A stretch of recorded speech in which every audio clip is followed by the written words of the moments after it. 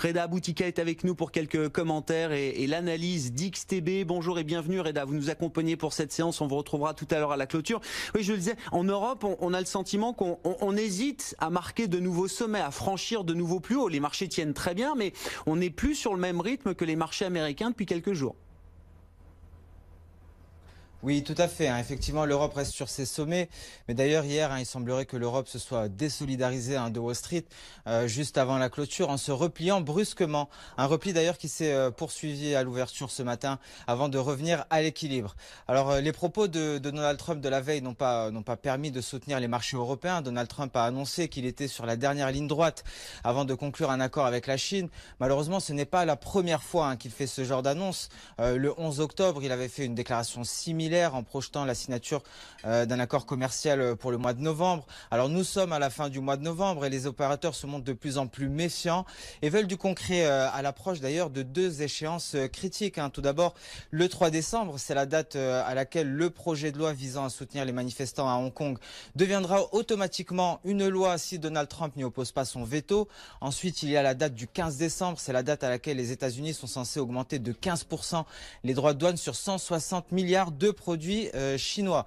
Alors dans ce contexte, il n'est pas étonnant que les indices européens fassent du surplace, mais ils se maintiennent tout de même, vous l'avez dit, proches de leur sommet, pendant que Wall Street ne cesse de marquer de nouveaux records.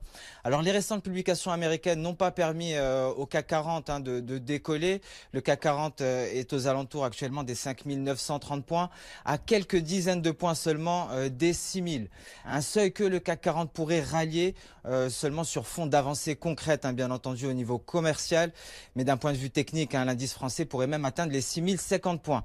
De son côté, le DAX est en petite hausse aux alentours des 13 275 points. L'indice allemand est parvenu à défendre son support à 13 200 et ce depuis le début de semaine. Donc l'indice allemand pourrait également rallier les 13 450 points en réponse à des éléments concrets sur le commerce. Alors en revanche, un retour de l'aversion au risque renverrait le DAX 30 sur son seuil psychologique à 13 000 points.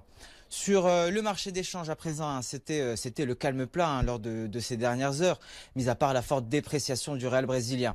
Cependant, les données américaines ont quelque peu renforcé le billet vert, entraînant ainsi l'euro-dollar à la baisse en direction de son support à 1,10. Et si ce support est cassé, l'euro-dollar pourrait aller chercher les plus bas du mois d'octobre aux alentours des 1,0950.